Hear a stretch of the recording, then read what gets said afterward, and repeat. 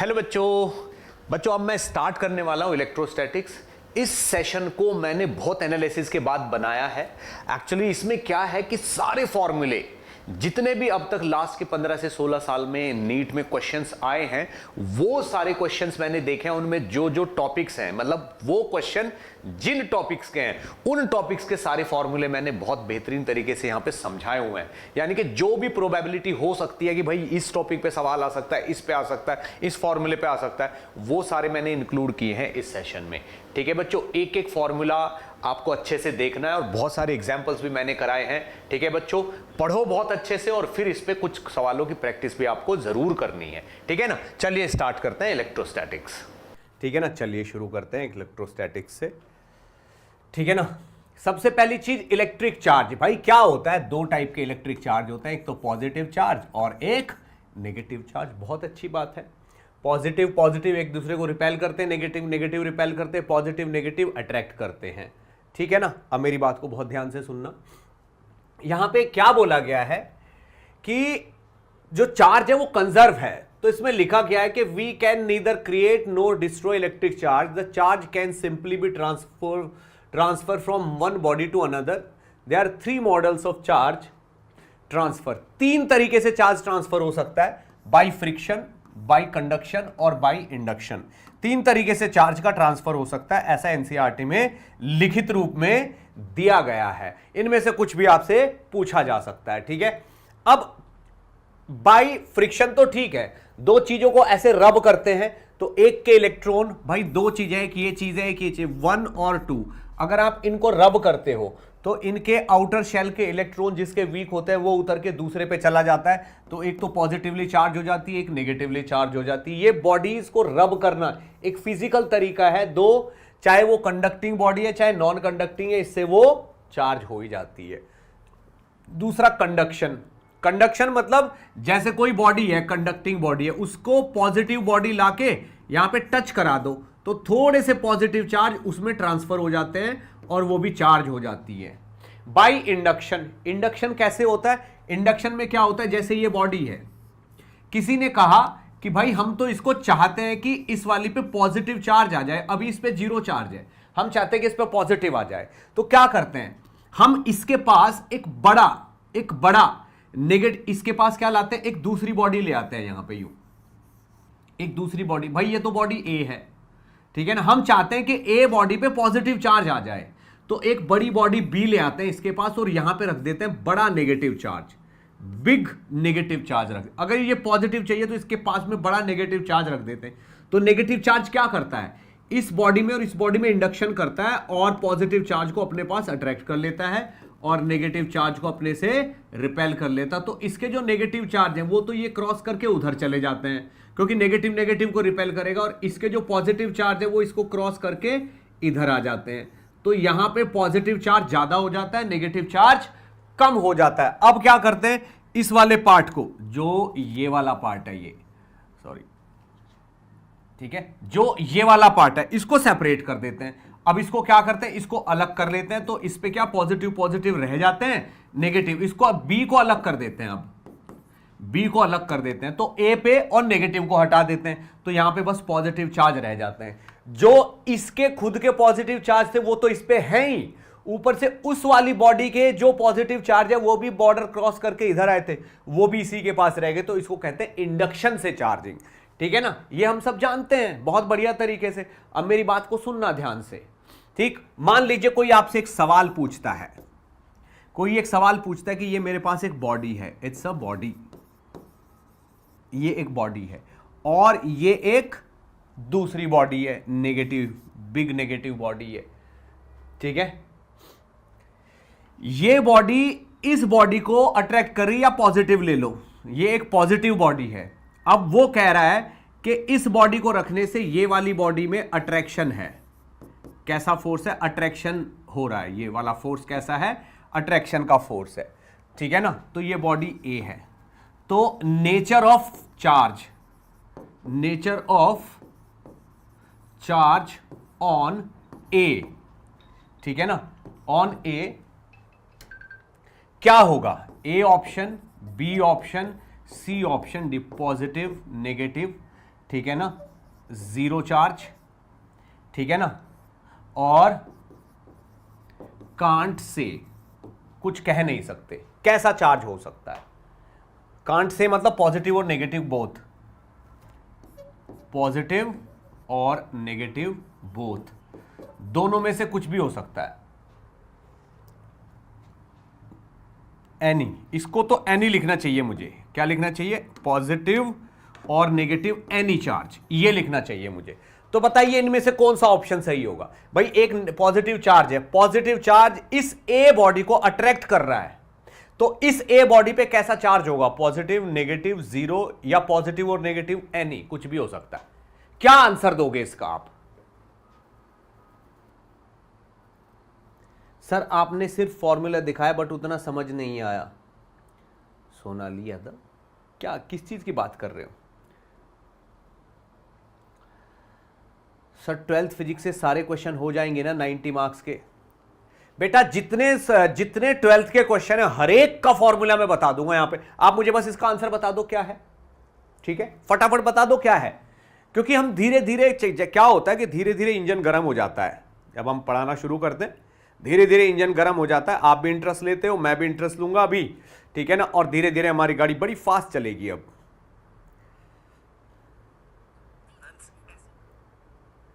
अभी देखता हूं मैं कितने बच्चे यहां पे इंटरेस्ट के साथ देख रहे हैं। सर चंद्रकांत, ओके, जनाब negative, okay, Sonali Yadav please review करना फॉर्मूला, ओके, नेगेटिव, डॉली बोल रहे हैं नेगेटिव, ओके, चलो बाकी तो आंसर ही नहीं दे रहे, बाकी तो यहां पे पंचायत करने के लिए बैठे हुए तुम लोग, आंसर दो। Lakshmi Patil B negative, okay, good. Sir ये सेशन कितनी देर का है? भाई जब तक पूरे नहीं हो जाते तब तक है, कम से कम 5 से 6 घंटे का तो माइंड मेकअप करके चलो। सोनाली यादव 11th का फॉर्मूला। सर बेटा 11th के फॉर्मूले का सेशन हो चुका है, उसको देख लो आप, ठीक भाई। नेगेटिव नेगेटिव ही बोल रहे हैं सब, नेगेटिव और जीरो, नेगेटिव और जीरो। मैं अब आपको सही तरीका बताता हूं, सही भाई, इसमें नेगेटिव तो हो ही सकता है, नेगेटिव तो होगा, आंसर हो जाएगा। अगर इस पे नेट पॉजिटिव चार्ज है तब भी अट्रैक्ट कर सकता है। इसका ऑप्शन डी सही है। कौन सा सही है? डी सही है। सर कैसे? सर कैसे डी? सर पॉजिटिव चार्ज कैसे अट्रैक्ट कर? बात को समझना, आपके पास एक पॉजिटिव चार्ज है और यहां पे आपके पास एक बॉडी रखी है, मान लो उस पे 99, ठीक है ना, 99 यहां पे, भाई वही तो चाहते हो कि सर पॉजिटिव होने के बाद 99 पॉजिटिव चार्ज हैं और 100 नेगेटिव चार्ज हैं, तो क्या चार्ज बोलोगे? नेट कितना है? नेट पॉजिटिव चार्ज हुआ ना। आप ये बोलो अगर इस बॉडी में 100 नेगेटिव चार्ज हुए, 99 पॉजिटिव चार्ज हुए, तो सॉरी 100 पॉजिटिव, एक नेगेटिव लेंगे, ये उल्टा हो गया, ये वाला ये लेंगे, ये ऐसे ले लेते हैं कि मान लो भाई इसमें आपके 100 पॉजिटिव चार्ज हैं और 99 नेगेटिव चार्ज हैं, मान लो ऐसा है, ठीक है। तो आप क्या बोलोगे? फाइनली पॉजिटिव चार्ज बोलोगे ना इसको।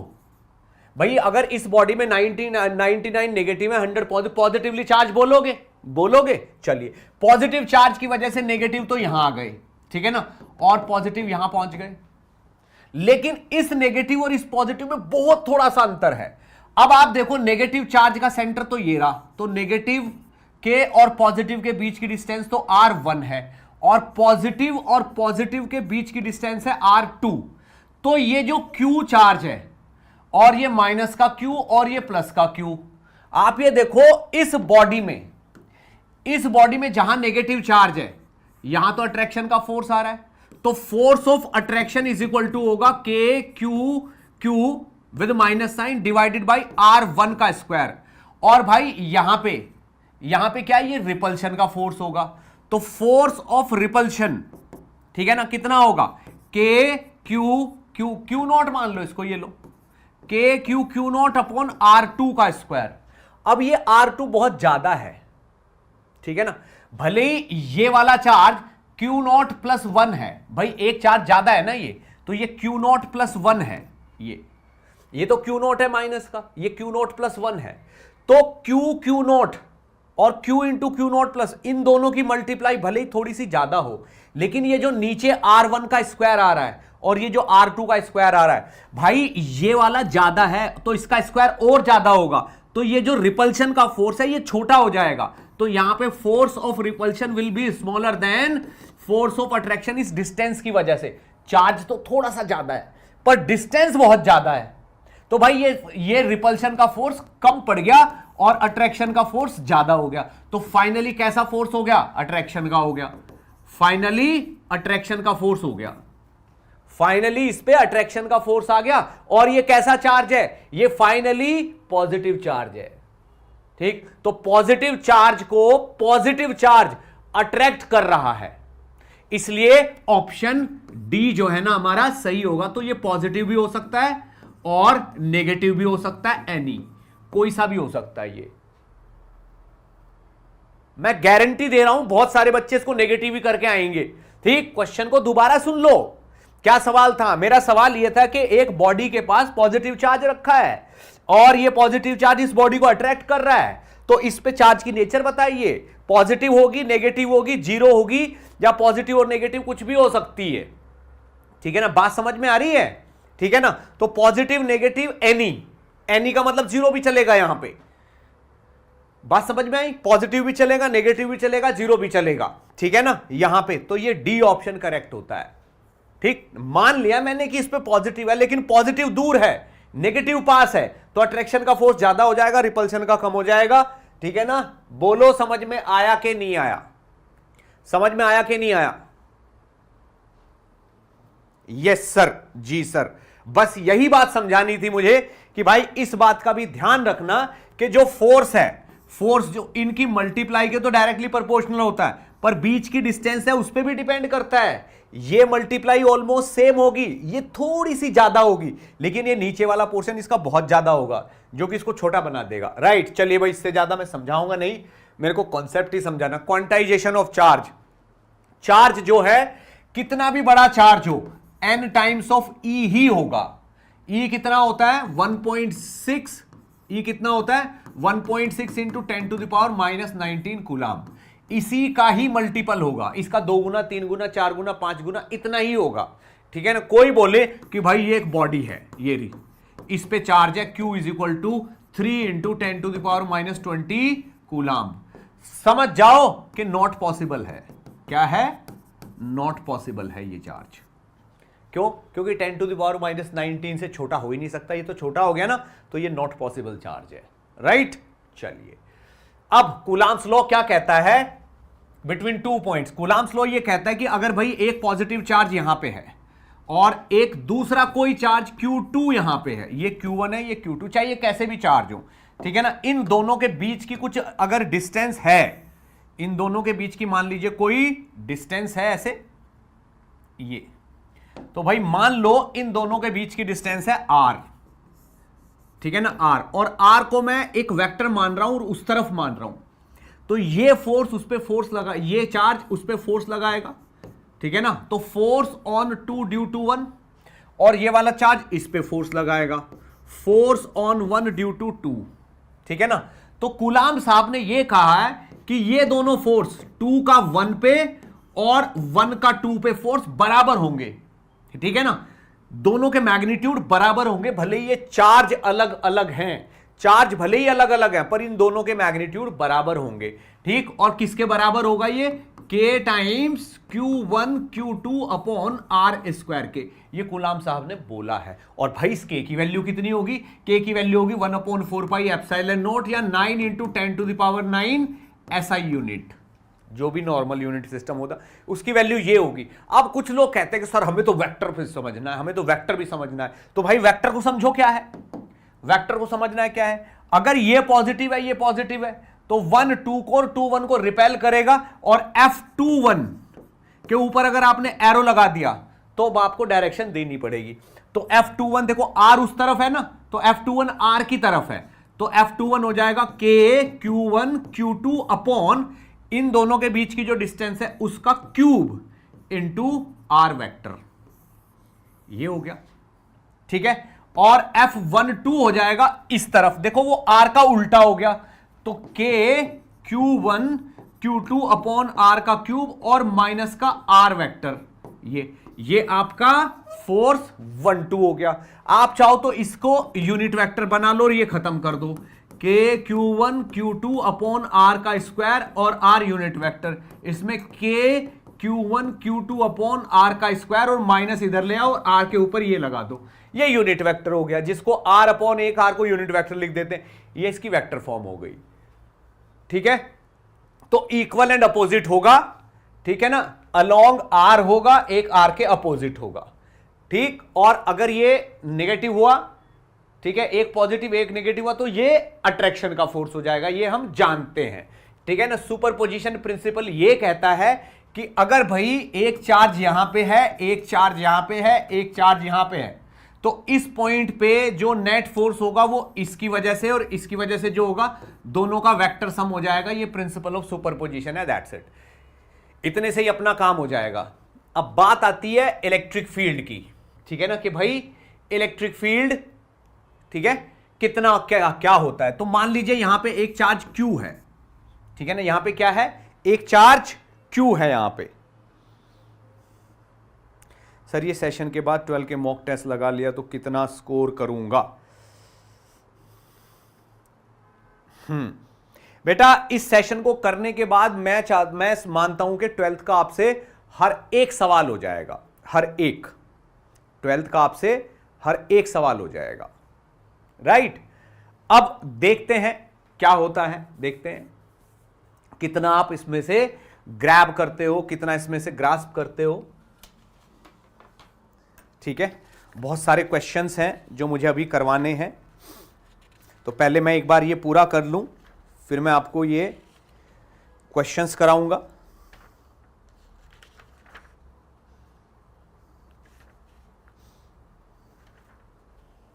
ठीक, ओके।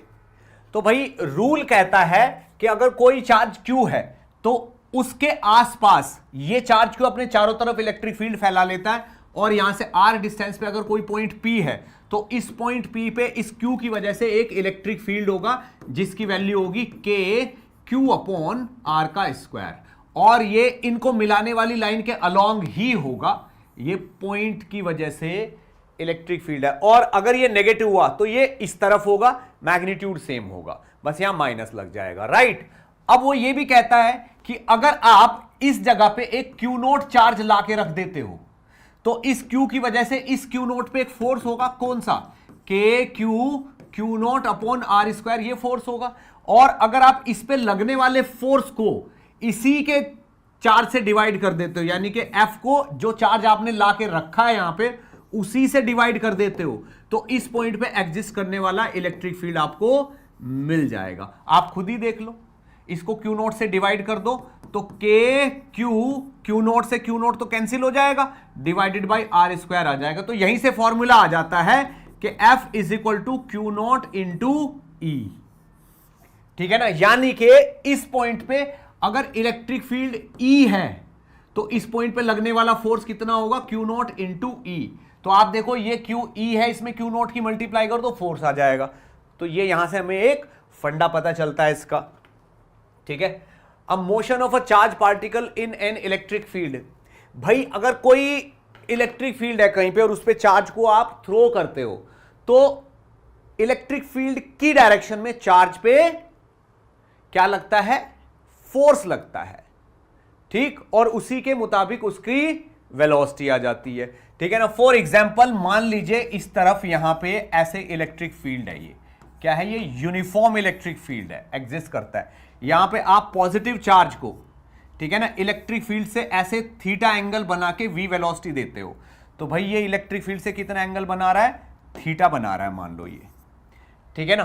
तो बात को समझना है, बहुत सिंपल सा काम है।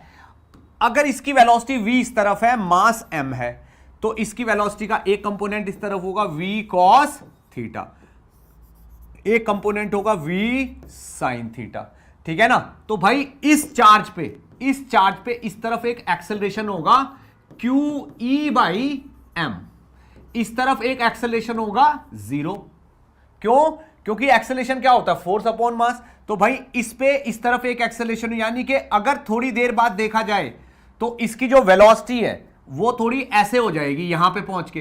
तो ये कंपोनेंट और ये कंपोनेंट, भाई देखो ये वाला कंपोनेंट v साइन थीटा है, इलेक्ट्रिक फील्ड इधर है, तो ये वाला कंपोनेंट तो v साइन थीटा ही रहेगा, लेकिन ये वाला कंपोनेंट हो जाएगा आपका v cos theta plus alpha T u plus A T, ठीक है ना। ए टी ए कितना है, Q E by M into T, ये वाला कंपोनेंट आपका ये हो जाएगा vx, क्योंकि इस डायरेक्शन में Q E by M acceleration लग रहा है, तो वेलोसिटी का यही वाला कंपोनेंट चेंज होगा, तो vx की वैल्यू हो जाएगी v cos theta plus Q E by M into T. बहुत सिंपल काम है, राइट। आगे बढ़ जाते हैं। एक electric field due to a point charge at a distance is this, ये मैं बता चुका हूं अभी आपको। Electric field due to infinitely long uniformly charge straight wire. अब ये बात ध्यान से सुननी है आपको, चार्ज सिलेंडर और conducting charge cylinder, okay, charge density, non conducting charge cylinder, electric field due to uniformly charge infinite plane sheet, electric field due to uniformly charge thin spherical shell, और continuous charge distribution. Linear charge density क्या होती है, surface charge density, volume charge density, electric dipole आ जाएगा। Okay, अब मुझे कुछ चीजें आपको बतानी है यहां पे। Electric field due to a dipole है, point charge dipole, short dipole, okay, electric field from this for a short dipole इतना है, a point at a distance R, centre this, okay, ठीक है। टॉर्क ऑन द डाइपोल ये सब होगा, ये मैं बता रहा हूं कि ये चीजें मैं अभी समझाऊंगा। पोटेंशियल एनर्जी, इलेक्ट्रिक फ्लक्स समझाना, फिर गॉस लॉ आ जाएगा, इलेक्ट्रिक पोटेंशियल आ जाएगा, पॉइंट चार्ज की वजह से electric potential due to system of charge, ये खूब डिटेल में चीजें हैं, एक एक चीज आपको सारी फटाफट पता चलती रहेगी, ठीक है भाई। फिर उसके बाद कैपेसिटेंस वाला चैप्टर आ जाइए वापस जमीन पे, चालू करते हैं और क्वेश्चंस भी करेंगे। यहाँ पे लास्ट में क्वेश्चन लगे हुए हैं इनके बाद, ठीक है। तो यहां तक हम पहुंच गए थे।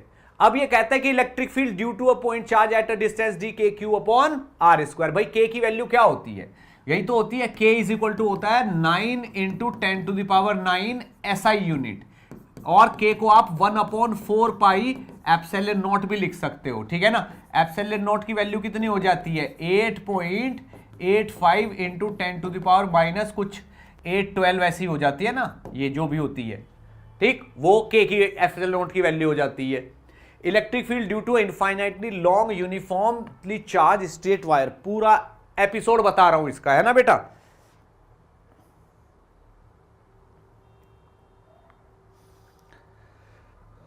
ओके,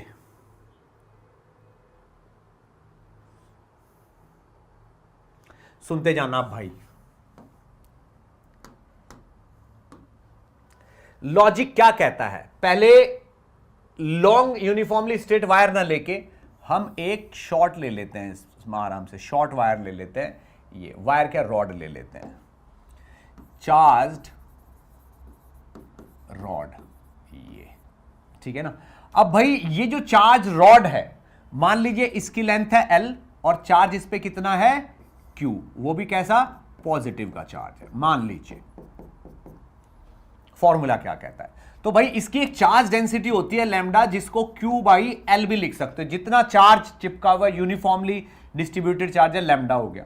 तो रूल क्या कहता है कि इस रॉड से अगर आप यहां से इस तरह जगह से d डिस्टेंस पे हो और यहां पे आपको इलेक्ट्रिक फील्ड चाहिए ड्यू टू दिस रॉड, तो इस इलेक्ट्रिक फील्ड के दो कंपोनेंट होंगे, एक तो E परपेंडिकुलर होगा और एक इस तरफ होगा E पैरेलल। तो ये परपेंडिकुलर टू द रॉड और ये पैरेलल टू द रॉड, बात समझ में आती है। यहां पे क्या होगा, इसके लिए हम क्या करते हैं, इस पॉइंट को ऊपर वाले पॉइंट से मिलाते हैं, राइट, फिर इस पॉइंट को नीचे वाले पॉइंट से मिलाते हैं, राइट।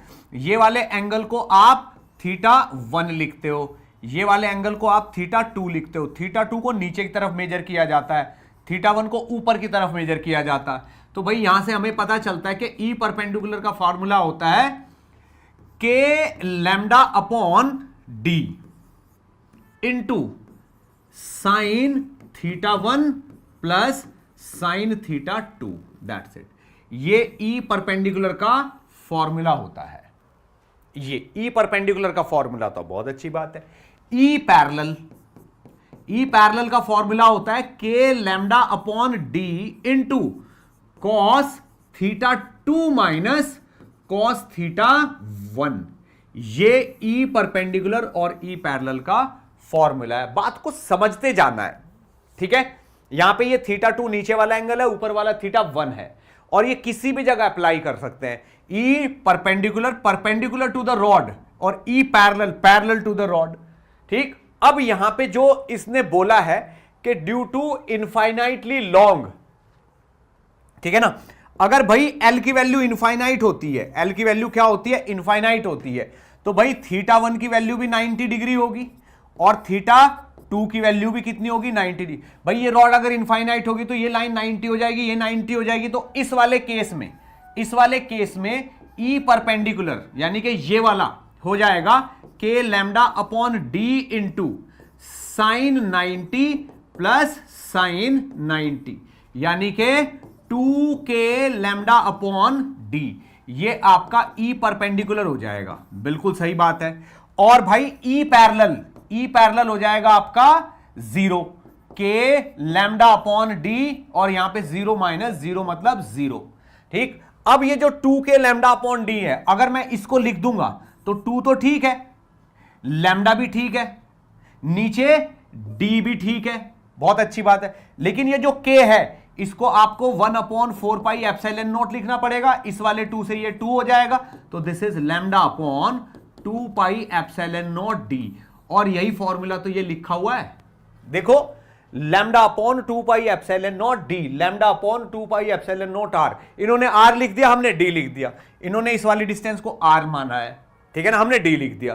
तो किसी भी वायर से किसी डिस्टेंस डी पे ई परपेंडिकुलर का फॉर्मूला ये, ई पैरेलल का ये, और अगर ये इनफाइनाइट है, ठीक है ना, तो ये भी 90, ये भी 90, ये हो जाएगा आपका ई परपेंडिकुलर। क्या मेरी बात समझ में आई? एक स्पेशल पॉइंट और है यहां पे जो और बताना चाहूंगा मैं, वो क्या है कि अगर कोई रॉड ऐसी है, ठीक है ना, जो एक तरफ से तो हमें दिख रही है पर दूसरी साइड से इनफाइनाइट है, ठीक है ना, और हम चाहते हैं कि हमें इसके एक एंड से डी डिस्टेंस पे यहां इलेक्ट्रिक फील्ड पता चले, और इसकी चार्ज डेंसिटी कितनी है, लैम्डा।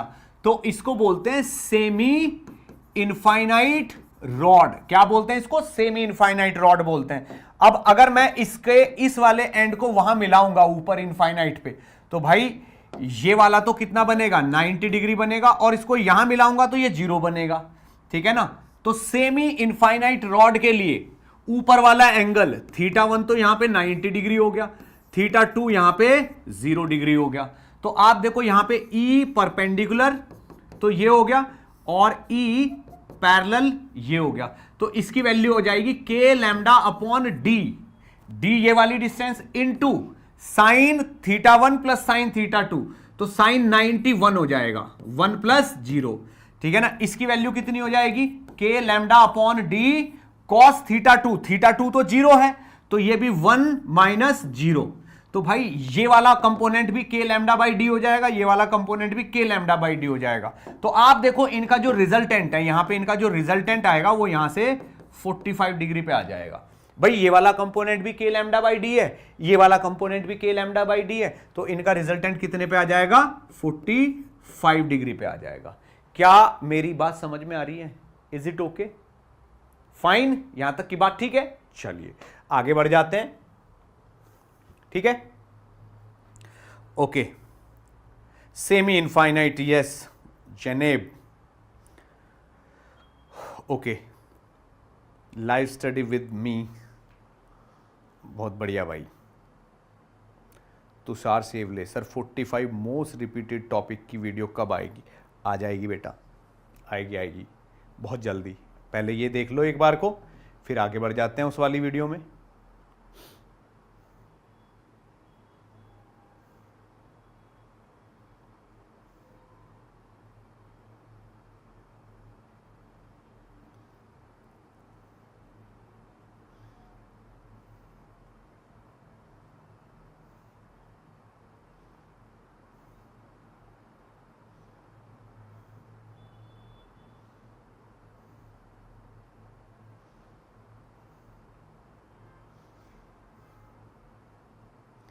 राइट भाई, ठीक है, चलिए। तो ये कह रहा है electric field due to a charge cylinder. Charge cylinder का मतलब क्या हुआ भाई? चार्ज सिलेंडर का मतलब हुआ कि एक इस तरीके का सिलेंडर ले लेते हैं यूं, ऐसे चार्ज सिलेंडर। दो काम हो सकते हैं कि वो होलो भी हो सकता है और सॉलिड भी हो सकता है। हम उसी को निपटाएंगे, दोनों को एक साथ निपटाएंगे, है ना।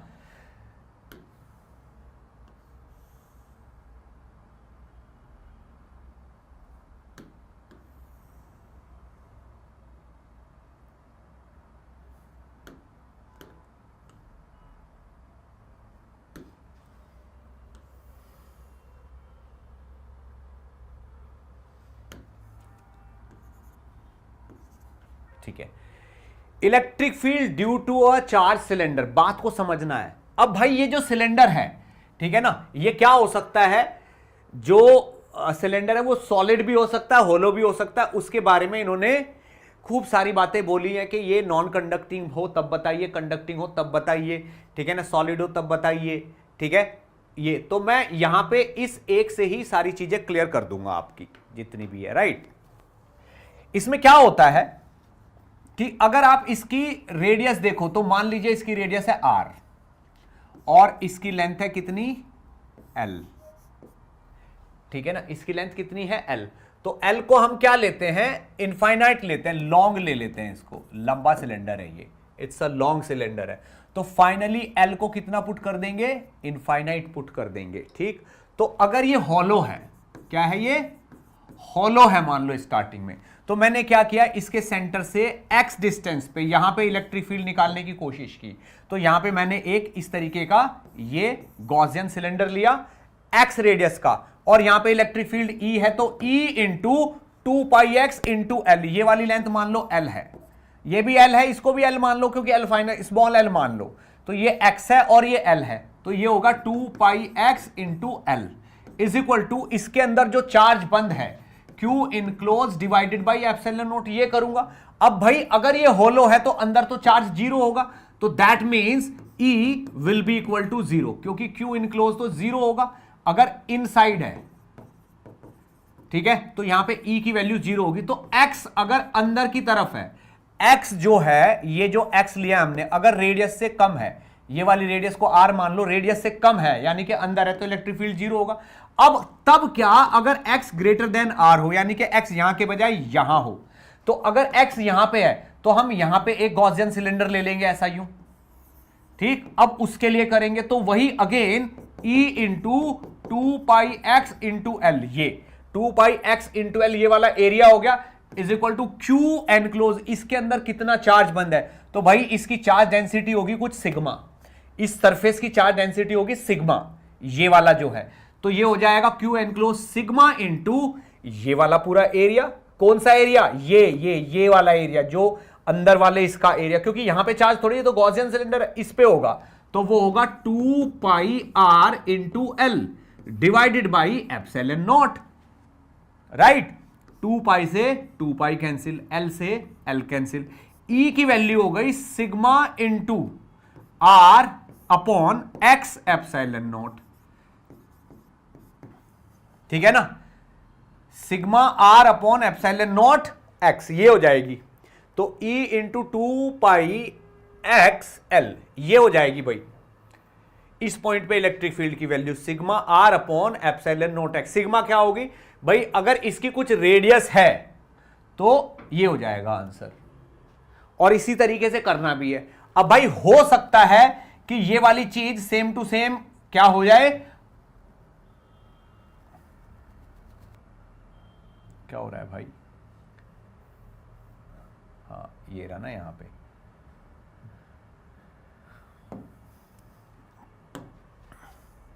ठीक। अब हो सकता है यही चीज होलो के बजाय क्या हो जाए, सॉलिड हो जाए। तो यहां पे अब मैं इसको पूरा सॉलिड के लिए करके दिखाऊंगा आपको कि अगर ये सिलेंडर सॉलिड है तो, ठीक है ना। अब अगर ये सॉलिड हुआ, सॉलिड में क्या होगा, इसकी वॉल्यूम चार्ज डेंसिटी होगी, तो यहां पे रो हो जाएगा। इस ये सिलेंडर है, अगर ये सॉलिड हुआ तो ये रो हो जाएगा, ठीक है। तो अंदर वाले किसी पॉइंट पे अगर आपको E निकालना तो E into 2πx into L is equal to Q enclose by epsilon naught. अब अंदर वाला चार्ज जीरो नहीं होगा, इसके अंदर कुछ ना कुछ चार्ज बंद हो जाएगा, तो वो हो जाएगा आपका pi X square into L into rho, ये हो जाएगा। तो पाई भाई अंदर तो एक सॉलिड सिलेंडर होगा ना, जितना क्यू एनक्लोज होगा, तो इस वाले पाई से ये वाला पाई कट जाएगा, एक एक्स से एक एक्स कट जाएगा, एल से एल कट जाएगा, तो यहां पे rho X upon 2 epsilon naught, ये इलेक्ट्रिक फील्ड आ जाएगा अंदर, inside, when X is less than R, R से छोटा होगा, इनसाइड होगा। अब अगर आउटसाइड की बात करते हैं, ठीक है ना, आउटसाइड की बात करते हैं तो इस पॉइंट पे, यानी कि E into 2πx into L is equal to Q enclose by epsilon naught. अगर ये वाला सिलेंडर ले तो ये पूरा का पूरा जो वॉल्यूम है, इतने वॉल्यूम में चार्ज होगा, तो pi R square into L into rho, यहां पे तो पाई से पाई कैंसिल, ठीक है ना, और एल से एल कैंसिल, तो E की वैल्यू हो गई नीचे 2 एप्सिलॉन नॉट तो हो ही गया, ऊपर ये रो हो गया, आर का स्क्वायर हो गया, रो हो गया, आर का स्क्वायर हो गया, और नीचे ये एक्स हो गया, तो ये आपका इलेक्ट्रिक फील्ड हो गया, आपके सामने है बाहर। तो आप देखो यहां पे electric field is directly proportional to 1/x, और यहां पे electric field is directly proportional to x। क्या मेरी बात समझ में आ रही है? ठीक, ये सॉलिड के लिए है, जब अंदर की चार्ज डेंसिटी रो है, और अगर हॉलो है तो अंदर की इसकी सरफेस की चार्ज डेंसिटी कितनी होगी, सिग्मा। तो सिग्मा के हिसाब से फिर ये वाला आएगा, E जीरो आएगा, और ये rho R upon epsilon naught X आएगा। अब बच्चों क्या आएगा, सवाल क्या बन सकता है यहां पे, इस जगह पे, कि ग्राफ बनाइए आप, तो किसका ग्राफ बनाइए, किसका, सॉलिड सिलेंडर, ठीक है ना, लॉन्ग सॉलिड सिलेंडर वर्सेस, तो भाई अगर मैं ये लॉन्ग सॉलिड सिलेंडर ले लेता हूं, ऐसा मान लीजिए लॉन्ग सॉलिड सिलेंडर ले लिया मैंने, और इसका मुझे कोई कह रहा है कि भाई आप तो इसका ग्राफ बना दो, बाकी सब हम देख लेंगे। तो ये आपका मान लीजिए सिलेंडर है लॉन्ग, ठीक है ना, कहा जा रहा है इसका ग्राफ बनाइए। इस तरीके से हम क्या करते हैं, इसका ग्राफ ड्रॉ करते हैं यूं करके ऐसे। तो यहां तक मैं ये ले लेता हूं और फिर मैं इसका ग्राफ ड्रॉ करूंगा, ठीक है भाई, ये सेंटर हुआ, ये हुआ, ठीक है। तो एक ग्राफ तो तब ड्रॉ करते हैं जब ये हॉलो है, ठीक है ना, एक ग्राफ तब ड्रॉ करते हैं जब ये सॉलिड है, ठीक है, और ये रहा आपका ये। अब बेटा मेरी बात को बहुत ध्यान से सुनना, ठीक है, अगर ये हॉलो है, क्या है ये, हॉलो, अगर ये हॉलो है तो पहले अंदर इलेक्ट्रिक फील्ड जीरो होगा, बिल्कुल, फिर बाहर डायरेक्टली प्रोपोर्शनल टू 1/x होगा, बाहर का ग्राफ ये हो जाएगा अगर हॉलो है। और अगर ये सॉलिड है, ठीक है ना, तो अंदर डायरेक्टली प्रोपोर्शनल टू x होगा और फिर इनवर्सली प्रोपोर्शनल टू x होगा। ये दोनों ग्राफ मैंने आपके लिए ड्रॉ कर दिए, बाकी आपकी मर्जी है आपको क्या लग रहा है। तो भाई यहां पे मैंने ये एक ग्राफ ड्रॉ किया है ऐसे, और यहां पे मैंने एक ग्राफ ड्रॉ किया है ऐसे, ठीक है ना। तो सॉलिड के लिए ये, होलो के लिए ये, इस एक्सिस पे इलेक्ट्रिक फील्ड, इस एक्सिस पे एक्स, इस एक्सिस पे इलेक्ट्रिक फील्ड, और इस एक्सिस पे एक्स। ये ग्राफ हो गया किसका, सिलेंडर का। तो सिलेंडर के अंदर इलेक्ट्रिक फील्ड जीरो रहेगा, ठीक है ना, अगर वो होलो है। तो होलो के केस में ये वाला ग्राफ, इसके केस में ये वाला ग्राफ। यहां पे electric field is directly proportional to 1/x, electric field is directly proportional to 1/x, यहां पे इलेक्ट्रिक फील्ड जीरो है, और यहां पे electric field is directly proportional to x। ये ग्राफ आपको याद रखना है। अब थोड़ा सा हम आगे बढ़ते हैं। तो मैंने भाई चार्ज डेंसिटी लैम्डा और रेडियस r वाले ये सारी चीजें प्रूव कर दी हैं। अब ये क्या कह रहे हैं, ठीक है ना, ये कह रहे हैं कि for a conducting charge cylinder of linear charge density lambda and radius r the electric field is given by. आप मुझे एक चीज बताओ, अगर ये कंडक्टिंग चार्ज सिलेंडर है तो सिलेंडर की तो डायमेंशन होती है ना ये वाली, ठीक, इसको आप चार्ज दे रहे हो तो चार्ज तो सरफेस पे होगा, ठीक है ना। तो यहां पे लीनियर चार्ज डेंसिटी क्यों दे रहे हैं, सरफेस चार्ज डेंसिटी देनी चाहिए, ठीक, अगर ये लीनियर चार्ज डेंसिटी दे रहे हैं तो फिर बाहर वाले पॉइंट की बात कर रहे होंगे, क्योंकि बाहर वाले पॉइंट के लिए ये वाला पूरा सिलेंडर फिर एक वायर बन जाता है, ठीक है ना। इसलिए वही वाला फॉर्मूला आ रहा है, देखो electric field is equal to this, electric field is equal to this, ठीक है ना, बात समझ में आ रही। और electric field is equal to 0 for R greater than R. भाई अगर एक ये सिलेंडर दे दिया इसने, इसकी चार्ज डेंसिटी सिग्मा के बजाय वो लैम्डा दे रहे हैं। लैम्डा का मतलब होगा कि जो सिलेंडर है जिसको हम सिलेंडर बोल रहे हैं वो थिन सिलेंडर है, बहुत पतला सा सिलेंडर है। तो बाहर वाले पॉइंट्स के लिए, यानी कि सरफेस के पॉइंट के लिए, बाहर वाले के लिए उसको आप एक वायर मान सकते हो। तो सरफेस के लिए ये रहा, ठीक है ना, और बाहर वाले पॉइंट के लिए पॉइंट ये रहा, और इसके अंदर वाले पॉइंट के लिए यानी कि बिल्कुल एक्सिस पे जो पॉइंट है उसके लिए इलेक्ट्रिक फील्ड 0 है, ठीक है ना।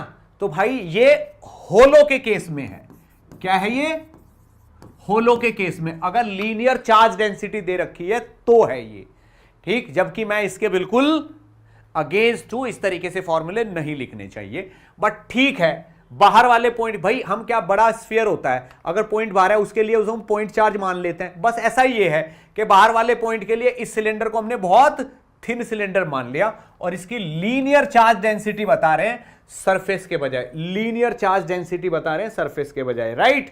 तो ये फॉर्मूले भी आपके बिल्कुल वायर वाले ही हैं, ये चार्ज्ड वायर वाले फॉर्मूले हो गए, समझ लीजिए, होलो चार्ज वायर, ठीक है। चलिए थोड़ा और आगे बढ़ते हैं।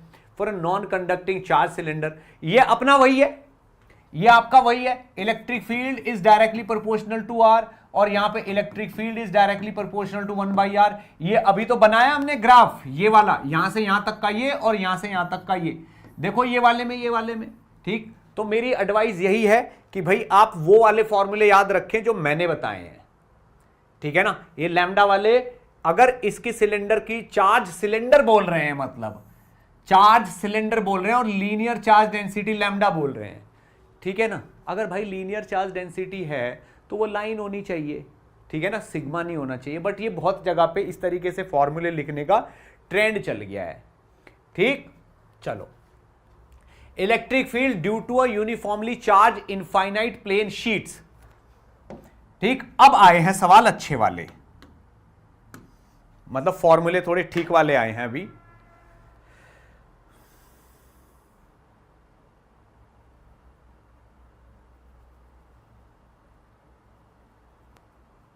ड्यूरेशन भाई थोड़ी सी ज्यादा रहेगी क्योंकि इलेक्ट्रोस्टैटिक्स का पार्ट थोड़ा सा ज्यादा है, ठीक है ना।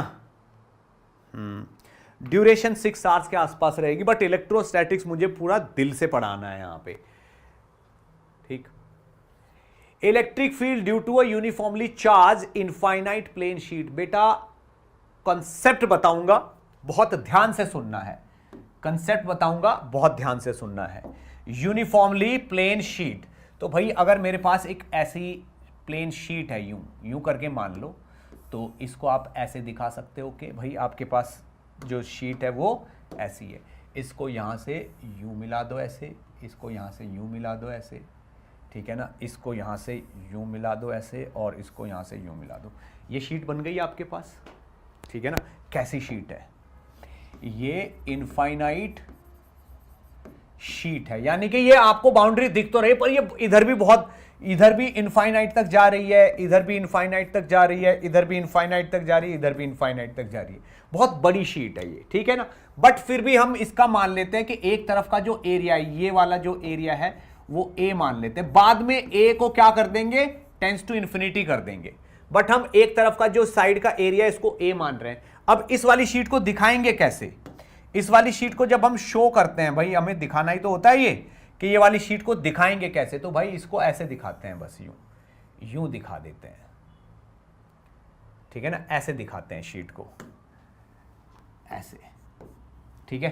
तो बात क्या है कि अगर ये कंडक्टिंग है, इफ दिस इज कंडक्टिंग, अब ऐसा भी हो सकता है कि ये नॉन कंडक्टिंग हो, भाई ये भी तो हो सकता है ना कि ये चीज कैसी हो, नॉन कंडक्टिंग हो। तो दोनों केस बता रहा हूं मैं, ठीक है ना। तो ये कंडक्टिंग भी हो सकती है और ये नॉन कंडक्टिंग भी हो सकती है, दोनों केस है, कंडक्टिंग और नॉन कंडक्टिंग। अब अगर कंडक्टिंग है और आप इसको कोई चार्ज देते हो Q, तो वो अपने आप ही इधर की साइड भी आ जाएगा और वो इधर की साइड भी आ जाएगा, दोनों साइड रहेगा, दोनों साइड चार्ज रहेगा। तो मान लो इस साइड की चार्ज डेंसिटी है सिग्मा और इस साइड की चार्ज डेंसिटी भी क्या है, सिग्मा। अब भाई कंडक्टिंग है तो सब अपने आप फैल जाता है, और अगर नॉन कंडक्टिंग है और आप उसको क्यू चार्ज देते हो तो भाई उसकी एक तरफ एक ही सरफेस पे रहेगा, एक ही सरफेस पे रहेगा। ठीक, अब मेरी बात को ध्यान से सुनना। आपने क्यू चार्ज दिया, सरफेस एरिया है A, surface area is equal to A है, ठीक है। तो भाई आपने क्यू चार्ज दिया है, पूरी प्लेट को क्यू चार्ज दिया, वो इधर भी फैल गया इधर भी फैल गया, तो ये जो सिग्मा है इधर का सिग्मा हो जाएगा क्यू बाई टू इंटू ए, इधर का, और इधर का सिग्मा भी यही हो जाएगा। भाई अगर सिग्मा कैलकुलेट करोगे तो क्यू बाई टू चार्ज इधर होगा, क्यू बाई टू इधर होगा, तो q by two divided by A, q by two divided by A. लेकिन अगर यहां पे सिग्मा कैलकुलेट करोगे तो यहां का सिग्मा होगा क्यू डिवाइडेड बाई ए।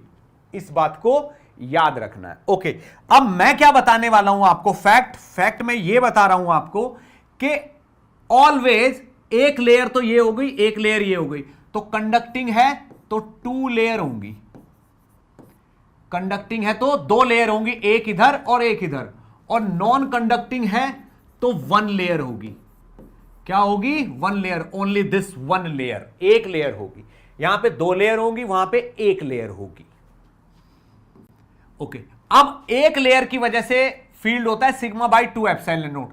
तो अगर इस पॉइंट पे इलेक्ट्रिक फील्ड निकालना है तो मान लीजिए ये तो लेयर 1 है और ये लेयर 2 है, तो यहां पे इस पॉजिटिव की वजह से इलेक्ट्रिक फील्ड इस तरफ होगा और इस वाली पॉजिटिव लेयर की वजह से भी इस तरफ होगा यहां पे, और एक की वजह से होता है sigma by 2 epsilon not, plus दूसरी लेयर की वजह से भी सिग्मा बाई 2 एप्सिलॉन, दोनों की वजह से इसी तरह। भाई पॉजिटिव में से तो बाहर की तरफ ही निकलेगा ना इलेक्ट्रिक फील्ड, तो इस लेयर की वजह से सिग्मा बाई 2 एप्सिलॉन नॉट, इस लेयर की वजह से सिग्मा बाई 2 एप्सिलॉन नॉट, तो फाइनली कितना आ जाएगा, सिग्मा बाई एप्सिलॉन नॉट, ये आ गया।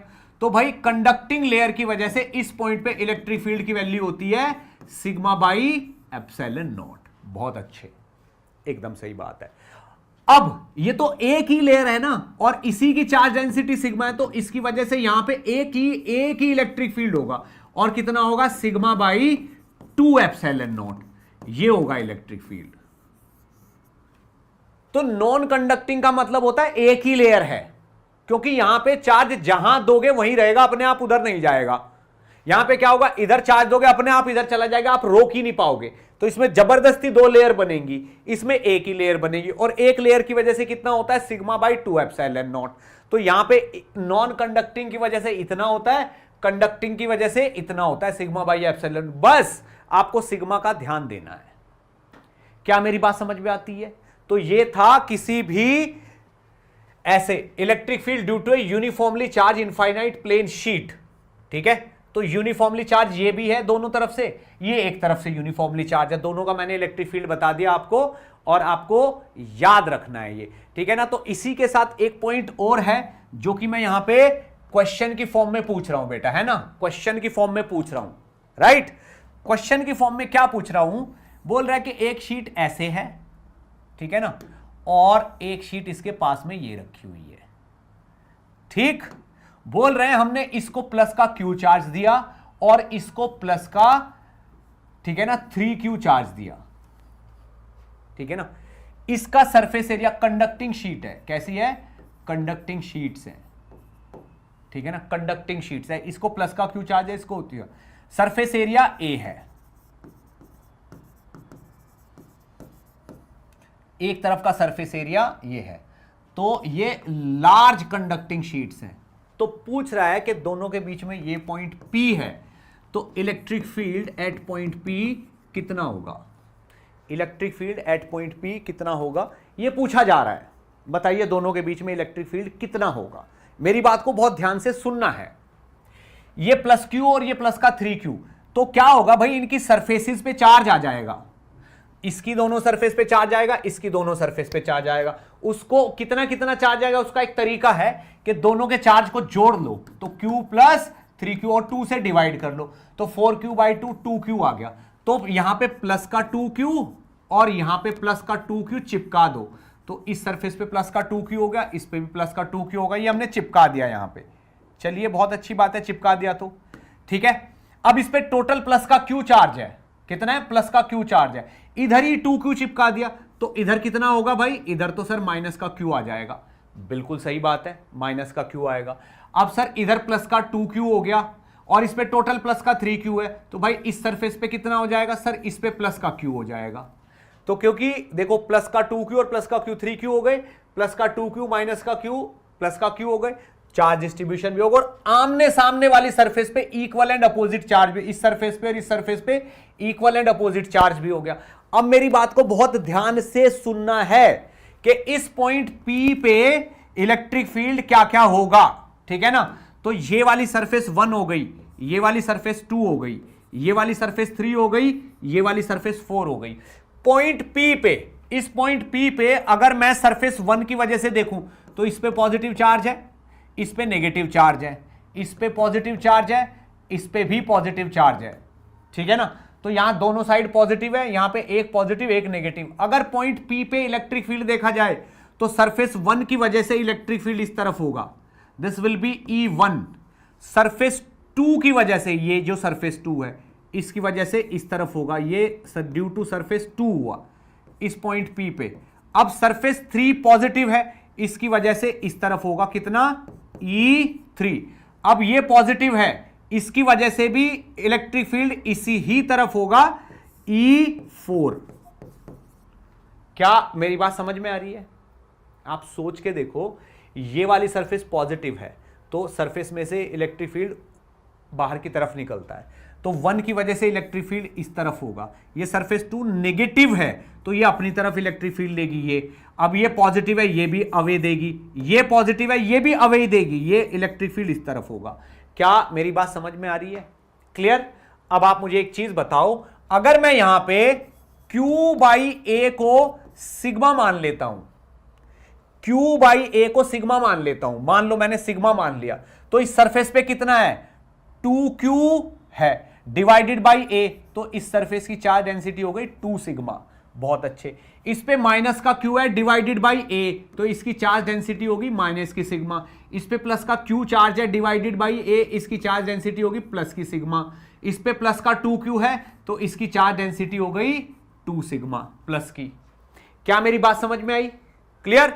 अब आप यहां पे अगर इलेक्ट्रिक फील्ड निकालोगे इस पॉइंट पे, तो इस सरफेस का जो 1 है और जो 4 है, दोनों की चार्ज डेंसिटी देखो सेम है, दोनों की चार्ज डेंसिटी सेम है, ठीक है ना। तो E4 और E1 एक दूसरे को कैंसिल कर देंगे, E4 और E1 ने एक दूसरे को कैंसिल कर दिया, बहुत बढ़िया। और E2 और E3 जुड़ गए, तो EP is equal to E2 plus E3 only, ठीक है ना भाई। E1 किसकी वजह से होगा, इसकी वजह से होगा। E4 किसकी वजह से होगा, इसकी। अब दोनों पे चार्ज सेम है, चार्ज डेंसिटी सेम है, लेकिन दोनों के इलेक्ट्रिक फील्ड अपोजिट है, तो इससे ये कैंसिल हो गया, केवल 2 और 3 जुड़ गए। अब आप खुद सोचो E2 कितना होगा। E2 किसकी वजह से, इस लेयर की वजह से है, और E2 इस तरफ है, E2 इस तरफ है, तो आप लिखोगे इसको माइनस का सिग्मा अपॉन 2 एप्सिलॉन नॉट। बहुत बढ़िया भाई, जो भी इसकी चार्ज डेंसिटी है दैट डिवाइडेड बाय एप्सिलॉन, तो माइनस का सिग्मा अपॉन एप्सिलॉन नॉट। अब 3 की वजह से क्या होगा, 3 की वजह से भी इसी तरफ होगा, तो डायरेक्शन उसकी भी इसी तरफ है, तो यहां पे भी माइनस आ जाएगा, और उसका कितना होगा, सिग्मा अपॉन 2 एप्सिलॉन नॉट हो जाएगा। तो माइनस का 2 सिग्मा अपॉन 2 एप्सिलॉन नॉट, यानी कि माइनस का सिग्मा अपॉन एप्सिलॉन नॉट, यानी कि माइनस का Q upon A epsilon naught. ये इलेक्ट्रिक फील्ड हो गया पॉइंट P पे। किस पे हो गया, पॉइंट P पे ये इलेक्ट्रिक फील्ड हो गया। क्या मेरी बात समझ में आई? आसान मत समझो आप इसको कि ये यूं ही हो गया। तो मैंने ये आपको निकाल के बताया है कि 2 सरफेस है ऐसे ही, ठीक। इसके साथ मैं एक होमवर्क दे रहा हूं आपको, जो आपको अपने आप बैठ के करना है, ठीक है। क्या होमवर्क है भाई, एक ये शीट है, ठीक है ना, एक बिल्कुल इसी के जैसी दूसरी शीट है, ठीक है ना। इस पे चार्ज माइनस का 2Q है और इस पे प्लस का 3q है, ठीक है ना। सरफेस एरिया है A और ये लार्ज कंडक्टिंग शीट है, लार्ज है, कंडक्टिंग शीट्स है, तो ये बिल्कुल पॉइंट P है। Find electric field eight point P, find electric field eight point P, ठीक है ना। ये आपके लिए टास्क है। इसको मैंने माइनस का 2q दिया है, इसको प्लस का q दिया है, इनके बीच में एक पॉइंट है, सरफेस एरिया कितना है A, आपको P पॉइंट पे इलेक्ट्रिक फील्ड बताना है, राइट। क्या है ये आपका होमवर्क। और बच्चों ये होमवर्क आप मुझे कमेंट में बताओगे कि सर मैंने सॉल्व किया, ये होमवर्क का क्वेश्चन है, होमवर्क 1, इसका आंसर ये आता है, ठीक है। करोगे, बताइए करोगे क्या।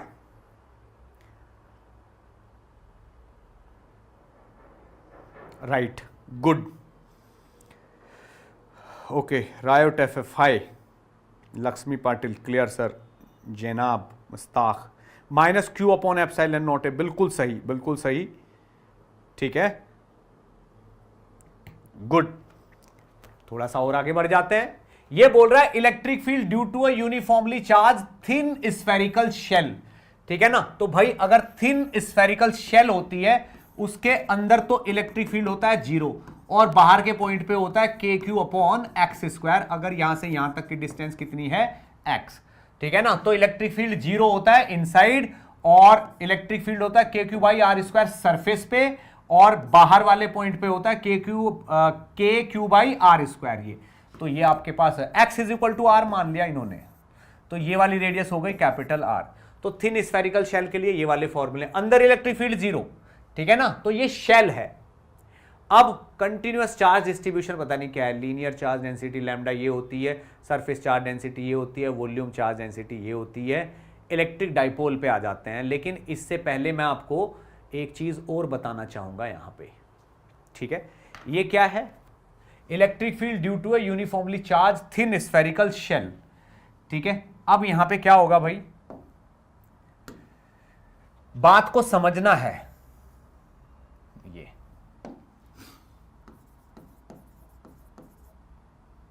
होलो शेल, होलो शेल, ठीक है ना। बिल्कुल एकदम 0 लेवल से बता दूं, बिल्कुल 0 लेवल से, चलो बिल्कुल 0 लेवल से बताता हूं भाई। कम से कम आपको याद रहेगा कि किसी सर ने हमें ऐसा पढ़ाया था कि हम आज उसी की बदौलत सब कुछ जानते हैं, ठीक है ना। 4 पार्ट करते हैं इस पेज के, ये लो। जिंदगी में कभी इलेक्ट्रिक फील्ड में, स्फीयर में कंफ्यूजन नहीं होगा। हमारे पास पूरी इलेक्ट्रोस्टैटिक में 4 टाइप के स्फीयर होते हैं। कैसे वाले भाई, 4 टाइप के स्फीयर होते हैं, ठीक है ना। ध्यान से सुनना, एक ये मान लो, ठीक है, एक यहां पे ये मान लो, और एक ये मान लो, ठीक है भाई। ऊपर वाले दोनों हॉलो, नीचे वाले दोनों सॉलिड, ठीक है ना। ये वाले दोनों कंडक्टिंग, ये वाले दोनों कंडक्टिंग, ये वाले दोनों नॉन कंडक्टिंग,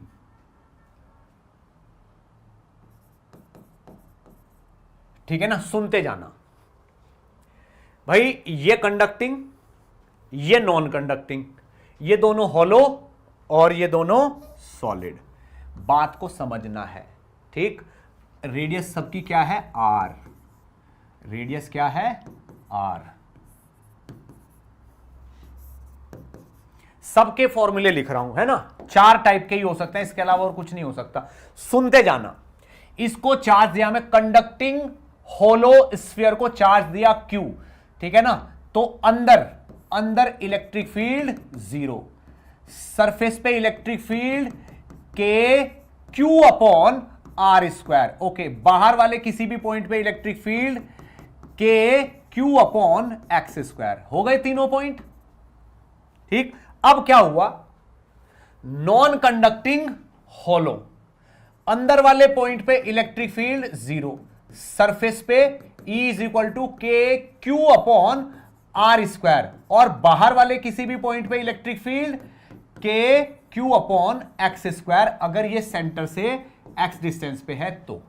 सर ये तो बिल्कुल सेम टू सेम लिख दिया आपने। बिल्कुल सेम होते हैं, बिल्कुल सेम होते हैं।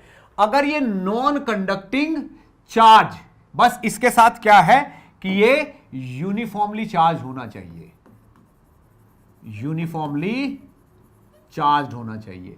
तो k q by r square, k q by x square is equal to 0 अगर नॉन कंडक्टिंग होलोस्फीयर है तो। और चार्ज कितना दे रखा है हमने, क्यू। ओके, अब आ जाइए इस पे। ये कंडक्टिंग सॉलिड है और हमने क्या किया, इसको क्यू चार्ज दे दिया। तो हम देना तो क्यू चार्ज अंदर तक चाहते हैं, लेकिन वो चार्ज अपने आप सरफेस पे आ जाएगा, वो अंदर रुकेगा ही नहीं। क्यों?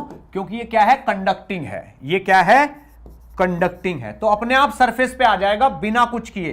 तो इसके अंदर वाले पॉइंट पे इलेक्ट्रिक फील्ड 0, सरफेस वाले पॉइंट पे इलेक्ट्रिक फील्ड होगा के क्यू अपॉन आर स्क्वायर, और बाहर जो सेंटर से एक्स डिस्टेंस पे बाहर वाले पॉइंट पे इलेक्ट्रिक फील्ड होगा के Q upon x square. Sir ये फिर से वही का वही लिख दिया, तो बिल्कुल सही बात है भाई।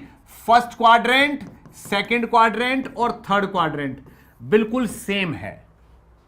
अगर आपके पास कंडक्टिंग होलो है, कंडक्टिंग सॉलिड है, तो तीनों फॉर्मूले बिल्कुल सेम टू सेम होंगे। और अगर आपके पास नॉन कंडक्टिंग होलो है तो भी तीनों फॉर्मूले बिल्कुल सेम टू सेम होंगे, वो यूनिफॉर्मली चार्ज होना चाहिए। अब ये सबका बाप है, कौन है ये, बाप। ये सबका बाप है क्या, ये सॉलिड है। क्या है, सॉलिड है और नॉन कंडक्टिंग है। क्या है ये, सॉलिड प्लस नॉन कंडक्टिंग, ठीक है ना, स्फीयर है। बात को समझना है ध्यान से।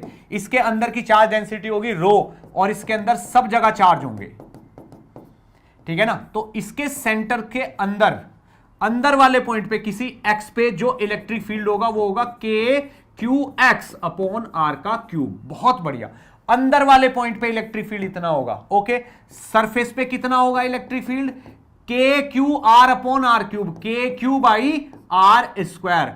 और बाहर वाले किसी पॉइंट पे E is equal to k q by x square. बाहर वाला पॉइंट अगर यहां से एक्स डिस्टेंस पे है, ये इसके अंदर। अब इस वाले इलेक्ट्रिक फील्ड को rho upon 3 epsilon naught x भी लिख सकते हो आप। तो ये फॉर्मूले आपको पूरे के पूरे याद होने चाहिए। चारों के चारों मैंने यहीं लिख दिए। 4 टाइप के स्फीयर हो सकते हैं, इनके अलावा और कुछ नहीं होगा। और चारों के इलेक्ट्रिक फील्ड के फॉर्मूले मैंने यहीं के यहीं लिख दिए। पोटेंशियल के भी कर लेंगे थोड़ी देर में, ठीक है। चलिए आगे बढ़ जाते हैं। ठीक, कोई कहता है कि सर अब जब आपने इतना बता ही दिया है तो इनके ग्राफ भी बना दीजिए। ठीक है, इनके ग्राफ भी बना के खत्म करो सर, हमें ग्राफ में भी बहुत कंफ्यूजन रहता है। तो भाई मैं इनके ग्राफ बना रहा हूं, ठीक है। देखो इस तरीके से दोनों के ग्राफ बना रहा हूं मैं, ठीक है। ये किसका है, कंडक्टिंग होलो का बना रहा हूं मैं। तो 1 का, सेकंड का और थर्ड का, तीनों का सेम टू सेम बनेगा। और ये क्या है, solid plus non conducting sphere. इसका ग्राफ कैसा बनेगा, बात को बहुत ध्यान से समझना है, ठीक है ना। तो ये सरफेस वाली बात हो गई। तो यहां पे इलेक्ट्रिक फील्ड 0 रहता है, तो यहां से यहां तक ग्राफ ऐसे आएगा। इसके बाद का ग्राफ यूं आए, बहुत अच्छे। अब ये सॉलिड है, इसके अंदर इलेक्ट्रिक फील्ड 0 नहीं होता, तो एक्स के साथ साथ बढ़ता चला जाता है पहले तो, और फिर ऐसे यूं हो जाता है, ठीक है ना। तो यहां पे आपने क्या किया है, आपने इस जगह पे इस एक्सिस पे इलेक्ट्रिक फील्ड प्लॉट किया है और इस एक्सिस पे एक्स प्लॉट किया है। यहां पे इस एक्सिस पे आपने इलेक्ट्रिक फील्ड प्लॉट किया है और इस एक्सिस पे एक्स प्लॉट किया है। भाई ऐसा सवाल आता है कि नहीं आता है, अगर ये सॉलिड नॉन कंडक्टिंग स्फीयर है तो ये वाला ग्राफ आएगा, और ये होलो कंडक्टिंग नॉन कंडक्टिंग, ठीक है ना, या कंडक्टिंग सॉलिड है, तीनों में सेम टू सेम रहता है, फिर ये वाला ग्राफ आएगा, ठीक है ना, electric field versus x, right. चलिए आगे बढ़ जाते हैं अब।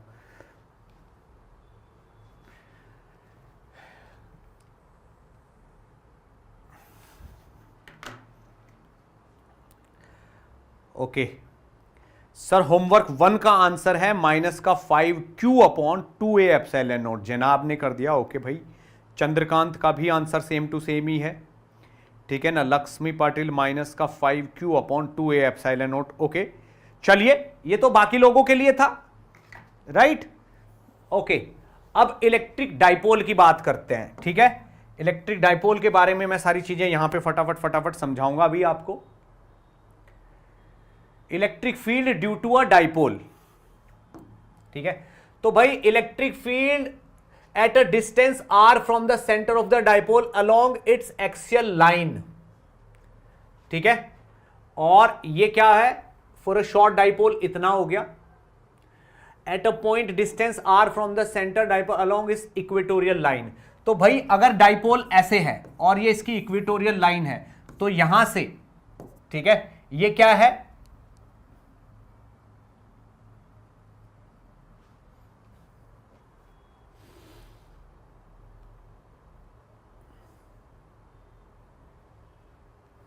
ठीक है।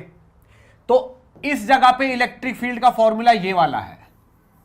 अगर ये डाइपोल P है और ये इक्वेटोरियल लाइन है, ये वाली डिस्टेंस A है और यहां से यहां तक की distance P is equal to यहां पे Q इंटू A है। P जो है वो Q इंटू A है। तो इस पॉइंट पे इलेक्ट्रिक फील्ड का फॉर्मूला होगा 1/4 पाई P upon R square plus A square की पावर 3/2 इस वाली लाइन पे। अब ये शॉर्ट डाइपोल है, ठीक है ना। शॉर्ट डाइपोल के लिए सही बात को समझना है, शॉर्ट डाइपोल है ये वाला, ठीक है ना। तो यहां पे भी हम लिख सकते हैं, इससे पिछले वाले पे भी, ये क्या है, शॉर्ट डाइपोल है।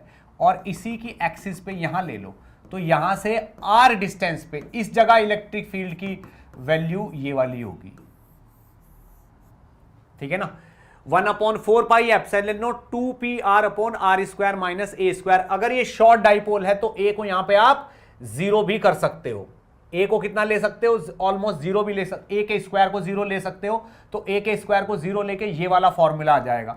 तो ये शॉर्ट डाइपोल है, तो इसकी एक्सिस के इस वाले पॉइंट पे, इस वाले पॉइंट पे इलेक्ट्रिक फील्ड का फॉर्मूला होगा k into 2p upon r का क्यूब यहां पे, ठीक है। और अगर ये डाइपोल ऐसे है तो इसकी इक्वेटोरियल लाइन पे यहां से यहां तक की डिस्टेंस कितनी है r, यहां पे इलेक्ट्रिक फील्ड का फॉर्मूला ये वाला होगा, ठीक है भाई, फॉर अ शॉर्ट डाइपोल। और अगर ये शॉर्ट डाइपोल है ये वाला, तो इसकी एक्सिस के इस वाले पॉइंट पे, जो कि यहां से r डिस्टेंस पे, यहां पे इलेक्ट्रिक फील्ड का फॉर्मूला ये वाला होगा, ठीक है ना। अब कुछ लोग कहेंगे सर डायरेक्शन तो आप बता ही नहीं रहे हो। तो भाई डायरेक्शन आप थोड़ी कॉमन सेंस से भी निकाल सकते हो, ये पॉइंट पॉजिटिव होगा, ये नेगेटिव होगा। ओके सर, पॉजिटिव की वजह से इलेक्ट्रिक फील्ड उस तरफ होगा, बिल्कुल। नेगेटिव की वजह से इलेक्ट्रिक फील्ड इस तरफ होगा, ठीक है। ये अपना दिमाग लगा लो, वरना याद रखने में गड़बड़ हो जाएगी। पॉजिटिव की वजह से इस तरफ, नेगेटिव की वजह से इस तरफ, दोनों का रिजल्टेंट क्या आएगा भाई, इलेक्ट्रिक फील्ड हो गया इस तरफ। ये लो, इस इलेक्ट्रिक फील्ड का फॉर्मूला वो वाला हो गया। अच्छा सर, पिछले वाले में इलेक्ट्रिक फील्ड कैसे होगा, इसमें भी पॉजिटिव की वजह से इस तरफ, नेगेटिव की वजह से इलेक्ट्रिक फील्ड होगा इस तरफ। ये वाला हो गया इलेक्ट्रिक फील्ड। सर उस वाले में कैसे पता चलेगा, इस वाले में, पिछले वालों में कैसे पता चलेगा भाई, ये पॉजिटिव ये नेगेटिव, पॉजिटिव के नजदीक है, नेगेटिव से दूर है, तो ये वाला इलेक्ट्रिक फील्ड ज्यादा होगा, उस तरफ हो जाएगा। अच्छा, बात समझ में आई, बात समझ में आई। सर फिर इधर वाले पॉइंट पे किधर होगा भाई, नेगेटिव नजदीक है, पॉजिटिव दूर है, नेगेटिव अपनी तरफ लगेगा, तो यहां पे भी इलेक्ट्रिक फील्ड ऐसे ही होगा। तो इसकी एक्सिस पे इलेक्ट्रिक फील्ड की डायरेक्शन यही होती है। तो एक्सिस पे और इक्वेटोरियल लाइन पे इलेक्ट्रिक फील्ड के फॉर्मूले मैंने आपको फटाफट फटाफट करके बता दिए। क्या मेरी बात समझ में आ रही है, इज इट ओके, ठीक है ना। अब यहां पे ये बोल रहा है कि भाई कोई अगर डिस्टेंट पॉइंट है, यानी कि अगर ये डाइपोल है और ये इसकी एक एक्सिस है और यहां से किसी थीटा एंगल पे ये कोई पॉइंट है, तो वहां पे इलेक्ट्रिक फील्ड का फॉर्मूला कितना होगा, E इज इक्वल टू के, ये तो K हो गया, KP अपॉन R का क्यूब और √3 cos स्क्वायर थीटा प्लस 1। ये इलेक्ट्रिक फील्ड का फॉर्मूला होगा इस पॉइंट पे, ठीक है ना। अब ये किस तरफ होगा वो डिपेंड करेगा R पे और इस थीटा पे, ठीक है। चलिए, और क्या दे रखा है इसने, ओके चलो डाइपोल की बात कर ली। लेकिन मैं बच्चों आपको एक चीज और बताता हूं, डाइपोल में थोड़ा सा और केयरफुल रहना है हमें। एक टाइप का फॉर्मूला मैं और बता देता हूं, उससे आपका बचा कुचा सारा कुछ एकदम सही से सेट बैठ जाएगा। इलेक्ट्रिक डाइपोल का फंडा जो है ये, ठीक, ये वाले पिछले वाले में मैं यहां पे एक्सप्लेन कर देता हूं, ठीक है। इस वाले पे एक्सप्लेन कर देता हूं मैं पूरा का पूरा डाइपोल का अरेंजमेंट। बहुत ध्यान से सुनना, ठीक है भाई। एक मान लो यहां पे एक डाइपोल रखा हुआ है, ये वाला एक डाइपोल रखा है यहां पे,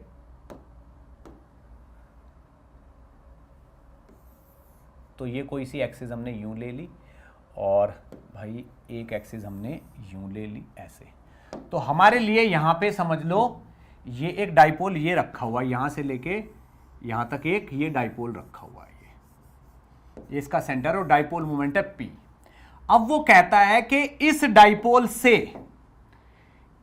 डाइपोल के सेंटर से किसी डिस्टेंस r पे, ये क्या है, ये डिस्टेंस है r, इस जगह इलेक्ट्रिक फील्ड बताइए कितना होगा। तो भाई इस तरफ मान लीजिए इलेक्ट्रिक फील्ड का कंपोनेंट ER है और इस तरफ मान लीजिए E थीटा है और ये वाला एंगल है आपका अल्फा।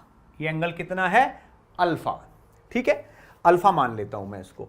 तो भाई ये जो ER है यानी कि ये वाला कंपोनेंट है ER, यानी कि इससे बाहर की तरफ निकलने वाला इलेक्ट्रिक फील्ड होता है 2kp/r³ इंटू कॉस अल्फा। बहुत बढ़िया।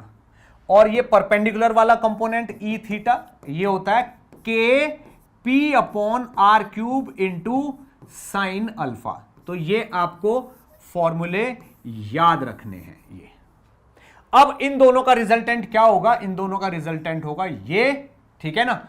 और ये जो ER है, ये ER से जो एंगल बनाएगा, मान लीजिए लैम्डा एंगल बना रहा है ये, ठीक है ना। तो ये E रिजल्टेंट, तो E रिजल्टेंट जो होगा, ठीक है ना, रिजल्टेंट को E टोटल मान लेंगे, E नेट मान लो। E नेट होगा अंडर रूट ऑफ ER का स्क्वायर प्लस E थीटा का स्क्वायर, ठीक है ना। जब आप ये काम करोगे तब जाके ये फॉर्मूला आएगा आपका। नहीं, आप देखो यहां 2 cos अल्फा है और यहां केवल साइन अल्फा है। जब 2 cos अल्फा का स्क्वायर करोगे तो 4 cos स्क्वायर अल्फा आएगा और यहां पे साइन स्क्वायर अल्फा आएगा, तो 3 cos स्क्वायर अल्फा बच जाएगा, 1 भी हो जाएगा। थीटा की जगह अल्फा कर लो, यहां पे बस हमने थीटा की जगह क्या किया है, अल्फा लिख दिया मैंने, और कुछ नहीं किया, ठीक। तो ये फॉर्मूला है। अगर मैं डाइपोल से ये वाला एंगल अल्फा मानता हूं तो ये वाला इलेक्ट्रिक फील्ड इतना होगा, ये वाला इलेक्ट्रिक फील्ड इतना होगा और नेट इलेक्ट्रिक फील्ड उतना होगा। राइट भाई, चलते हैं, ठीक। अब ये कह रहा है कि torque on a dipole in uniform electric field. तो भाई अगर कहीं पे हमको एक यूनिफॉर्म इलेक्ट्रिक फील्ड मिल रहा है, मान लो कहीं पे ये यूनिफॉर्म इलेक्ट्रिक फील्ड मिल रहा है हमको, ऐसे इस तरीके का यूनिफॉर्म इलेक्ट्रिक फील्ड मिल रहा है,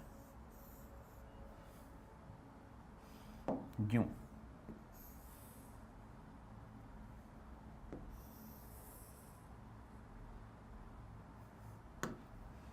तो भाई ये वाला इलेक्ट्रिक फील्ड है E, यूनिफॉर्म इलेक्ट्रिक फील्ड है ये। वो कह रहा है कि अगर इसमें एक डाइपोल है, तो मान लीजिए ये पॉजिटिव डाइपोल है, ये नेगेटिव है, तो डाइपोल का सेंटर ये रहा। वो कह रहा है कि डाइपोल जो है इस फील्ड से कितना एंगल बना रहा है, थीटा, ठीक है ना। तो डाइपोल मोमेंट कितना है उसका, P, और इलेक्ट्रिक फील्ड है, तो वो कह रहा है कि इस डाइपोल पे जो टॉर्क होगा वो होगा P×E, यानी कि PE साइन थीटा। बहुत बढ़िया। ये इस डाइपोल पे टॉर्क होगा, क्यों होगा, क्योंकि पॉजिटिव पे फोर्स इधर लगेगा, नेगेटिव पे इधर लगेगा, और इसको वापस लाने की कोशिश करेगा। ये ऐसे डाइपोल है तो इसको ऐसे लाने की कोशिश करेगा, लेकिन जब ये इसको ऐसे लाने की कोशिश करेगा तो ये यहां तक लाते लाते रोक नहीं पाएगा, नीचे चला जाएगा। जब ये नीचे चला जाएगा तो वापस लाने की कोशिश करेगा, तो इसमें SHM हो जाएगी, ठीक है ना। उस SHM का टाइम पीरियड होता है 2π√P/I, P/PE/I ऐसा कुछ होगा। तो P इसको देख लेते हैं कितना भी आएगा, ठीक है ना। तो भाई टॉर्क जो हो जाता है, यहां पे टॉर्क हो जाता है माइनस का P/E साइन थीटा, को थीटा लिख देते हैं, अल्फा हो जाता है माइनस का PE/I थीटा। तो ये माइनस का ω² थीटा होता है अल्फा, ω² की वैल्यू होती है ये, तो 2π/ω/I/PE। ये यहां पे टाइम पीरियड हो जाता है उस SHM का जो ये डाइपोल करेगा। PE/I ओमेगा हो गया, तो 1/ω I/PE। I क्या होता है, इसका moment of inertia, moment of inertia. तो भाई ये टाइम पीरियड होता है डाइपोल का, जब यूनिफॉर्म इलेक्ट्रिक फील्ड में डाइपोल ऐसे वाइब्रेट करता है। तो ठीक है भाई, चलो आगे बढ़ते हैं। ये कह रहा है work done in rotating a dipole in a uniform electric field. तो भाई अगर यहां पे एक यूनिफॉर्म इलेक्ट्रिक फील्ड है ऐसे, और यहां पे हमारे पास उस यूनिफॉर्म इलेक्ट्रिक फील्ड से एक डाइपोल कितना एंगल बना रहा है, मान लीजिए θ1 बना रहा है। हमने क्या किया, इसको रोटेट करके इस एंगल को θ2 बना दिया। भाई पहले तो कितना था, θ1 था, अब कितना बना रहा है, θ2 बना रहा है। तो यहां से θ1 से θ2 रोटेट करने में जो वर्क डन होता है वो होता है PE into cos θ1 minus cos θ2। अब ये आपको याद रखना है, बस बहुत सिंपल काम है। मान लो पहले वो θ1 बना रहा है, उसके बाद वो θ2 बना रहा है, तो θ1 से θ2 तक ले जाने में डाइपोल को इतना वर्क करना पड़ता है, याद रखना है आपको, ठीक है। Potential energy of the dipole, ये जो वर्क डन है ये पोटेंशियल एनर्जी ही है भाई। Change in potential energy is equal to negative of work done, ठीक है ना। तो माइनस का PE cos θ1 minus cos θ2 is change in potential energy.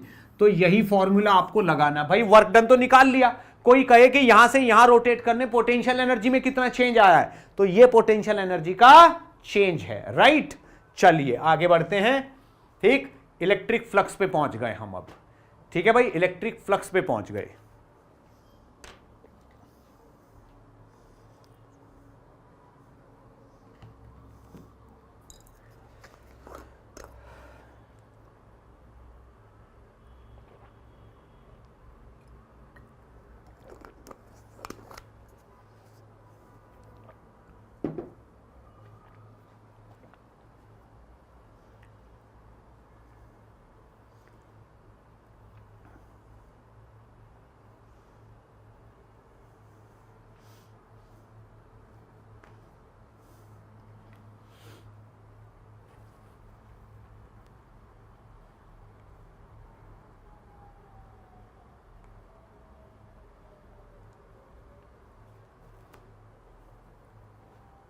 Okay चलिए भाई, इलेक्ट्रिक फ्लक्स क्या होता है भाई। जैसे ये इलेक्ट्रिक कोई भी एरिया है, मान लीजिए ये कोई एरिया है और ये इसमें इलेक्ट्रिक फील्ड लाइन पास हो रही है, ये भाई यहां घुस रही है ऐसे, और मान लीजिए यहां से यूं निकलेंगी ऐसे, ठीक है। तो ये इलेक्ट्रिक फील्ड है और ये एरिया ए है, ठीक है ना। ये इलेक्ट्रिक फील्ड है और ये एरिया ए है, ठीक है ना। तो इस एरिया से एसोसिएटेड फ्लक्स कितना होगा, E डॉट ए।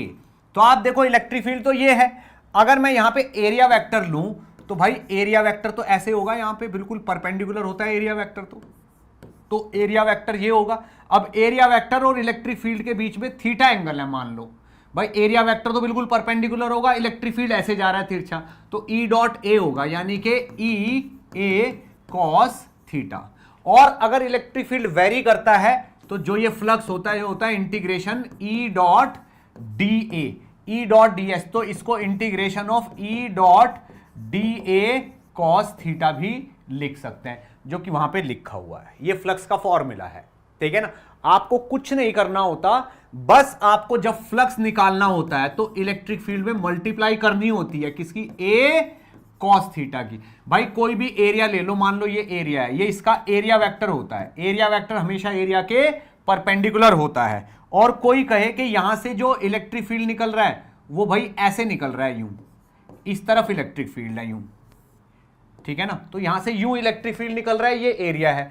तो अब इन दोनों के बीच में एंगल अगर थीटा है तो इस एरिया से एसोसिएटेड फ्लक्स होगा, इस इलेक्ट्रिक फील्ड की मल्टीप्लाई करनी है ए कॉस थीटा में, तो ये फ्लक्स हो जाएगा ए कॉस थीटा। इस तरीके से फ्लक्स निकलना है, राइट।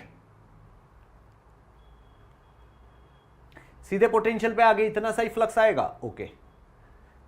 एक दो बातें मुझे और बतानी है फ्लक्स में ही, ठीक है। देखो भाई यहां पे आता है गॉस लॉ, ठीक है ना। तो ये तो फ्लक्स हो गया। गॉस साहब ने ये कहा है कि अगर हमारे पास कोई भी क्लोज सरफेस है, उसके अंदर कुछ चार्जेस हैं, कुछ बाहर चार्जेस हैं, कहीं पे नेगेटिव है कहीं पे पॉजिटिव है, इस तरीके से, ठीक है। तो इस पूरी सरफेस पे अगर मैं छोटे छोटे एरिया ले लूं, ऐसे छोटे छोटे एरिया ले लूं और हर एरिया के लिए मैं यहां पे E डॉट डी एस करूं, तो E डॉट डी एस इस एरिया का plus E dot d S इस एरिया का एंड सो ऑन करता चला जाऊं, तो सारा का सारा कवर कर लूंगा मैं। E dot d s is equal to होता है क्यू एन क्लोज, जितने चार्ज इसके अंदर बंद हो गए हैं, डिवाइडेड बाई एप्सिलॉन नॉट। इस चीज को क्या कहते हैं, integration of E dot d S कहते हैं। जब E dot d S plus E dot d S plus E dot d S plus, तो इंटीग्रेशन कर दो और पूरा कवर कर लिया आपने, तो यहां पे गोला लगा दो for total closed integration is equal to q enclosed by epsilon naught, q जितने भी बंद हो गए हैं अंदर वो। अब यहां पे एक सोचने वाली बात है कि ये वाला जो इलेक्ट्रिक फील्ड है this is due to all charges होता है, और ये वाला क्यू ओनली एनक्लोज्ड चार्ज होता है। ये आपको याद रखना है। इधर की साइड जो क्यू लिखा होता है वो केवल अंदर बंद चार्ज है, प्लस को प्लस लिखेंगे माइनस को माइनस लिखेंगे, और ये इलेक्ट्रिक फील्ड जो है ये अंदर और बाहर सारे चार्जेस की वजह से जितना भी यहां पे इलेक्ट्रिक फील्ड है वो है। तो this is due to all charges and this is only enclosed charge. तो ये गॉस लॉ है, ठीक है।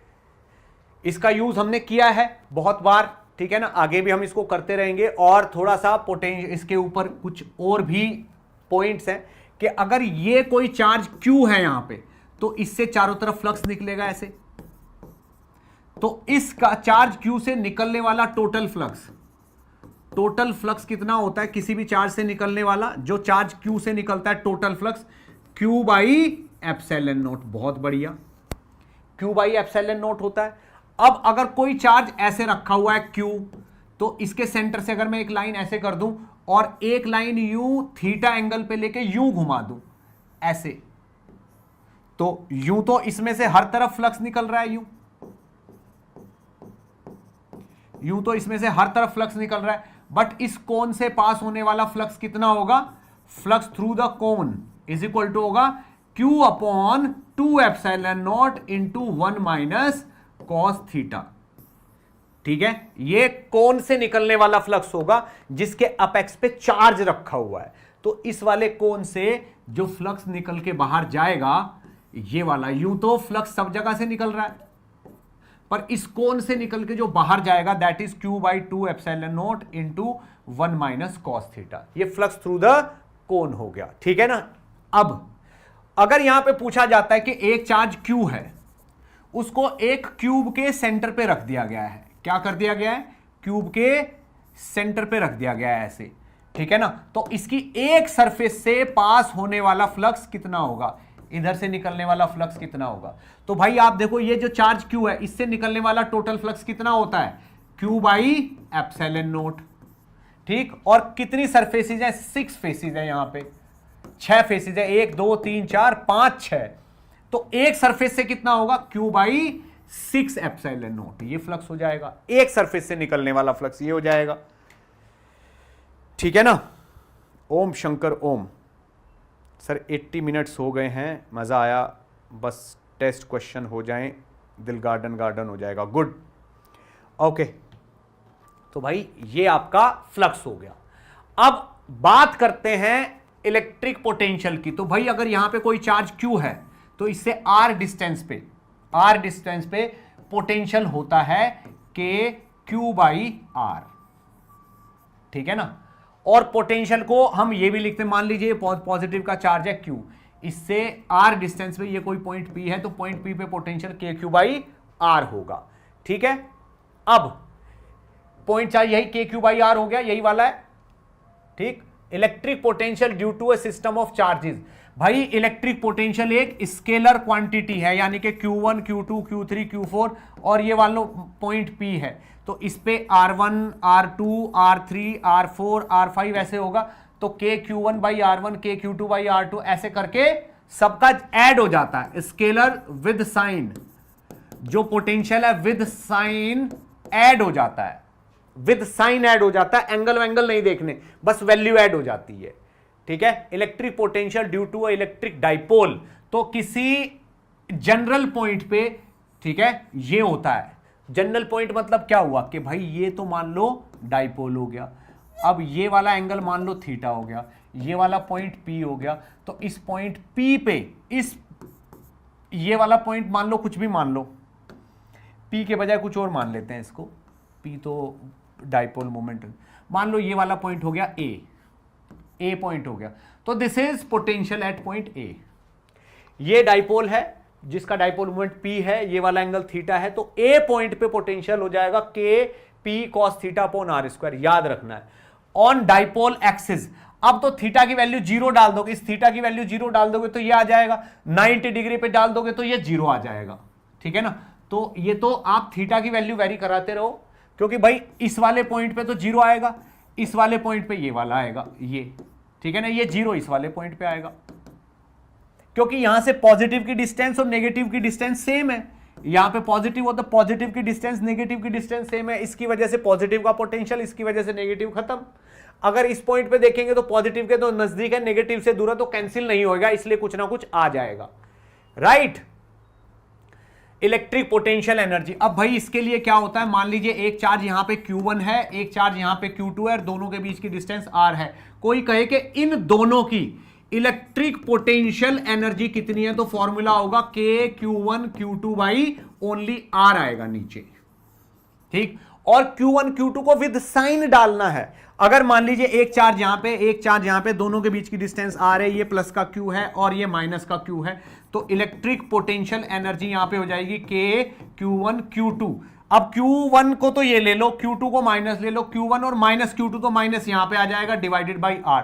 नेगेटिव इलेक्ट्रिक पोटेंशियल एनर्जी की तो आपको तो बस विद साइन काम करना है, ठीक है ना। मुझे नहीं पता ये क्या लिखा हुआ है, electric potential energy. Electric potential energy दो चार्जेस की ये होती है, ठीक है। इक्विपोटेंशियल सरफेस, भाई इक्विपोटेंशियल सरफेस का मतलब यह है कि V सेम एवरीवेयर, सब जगह V सेम होता है उस सरफेस पे। तो अगर यहां पे पॉइंट पॉजिटिव चार्ज हम Q ले लेते हैं और इस Q को एक हम सर्किल में ऐसे बंद कर देते हैं, मान लीजिए इसको हमने ऐसे सर्कल में बंद कर दिया और ये इसके सेंटर पे है, तो ये वाली डिस्टेंस कितनी है R, तो इस पॉइंट पे भी KQ बाई R होगा, इस पॉइंट पे भी KQ बाई R होगा, इस पॉइंट पे भी KQ बाई R होगा, तो ये इक्विपोटेंशियल सरफेस हो गई। क्या हो गई ये? Equipotential surface. अब क्या होता है, वर्क डन होता है Q into change in potential. अगर किसी चीज को कहीं से कहीं ले जाते हैं, तो अगर चार्ज को हम V1 पोटेंशियल से V2 तक ले जाते हैं तो वर्क डन ये हो जाता है।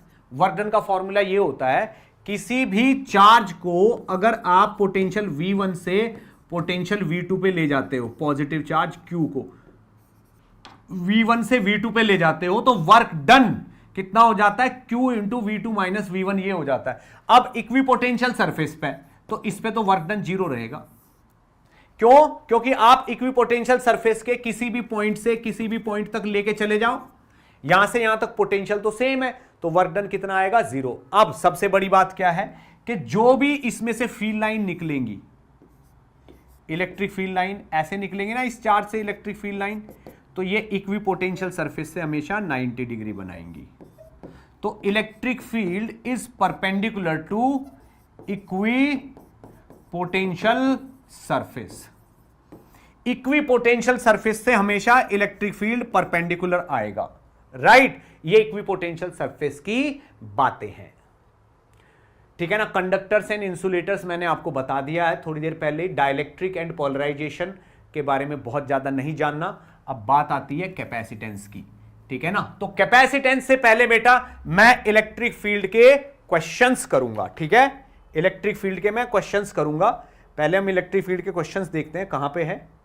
हाँ चलिए देखो, इलेक्ट्रिक फील्ड पे सवाल है ये, बताइएगा मुझे क्या आंसर आ रहा है इसमें। सवाल है, क्वेश्चन, बताइएगा क्या आ रहा है। बोल रहे what is the magnitude of a point charge due to which the electric field 30 centimetre away has the magnitude of 2 newton per coulomb. ये कह रहा है कि यहां पे कोई चार्ज Q है, इससे 30 सेंटीमीटर की डिस्टेंस पे जो इलेक्ट्रिक फील्ड है वो कितना दे रखा है, 2 न्यूटन पर कूलाम्ब, ठीक है ना। तो बताइए इस Q की वैल्यू क्या होगी, what will be the value of Q। तो हमें पता है कि इसकी वजह से यहां पे इलेक्ट्रिक फील्ड का फॉर्मूला होता है कि Q बाई R का स्क्वायर।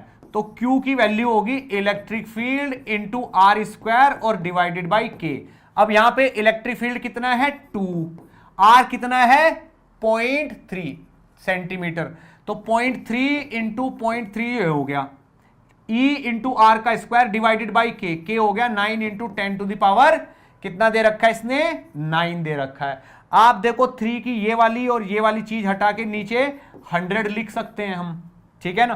तो इस वाले 9 से ये 3 और 3 खत्म हो गया, तो this is 2/9, this is 2/9 into 10 to the power 9, तो ये 2 ये 11, 10 टू द पावर -11 हो गया ये, ठीक है ना।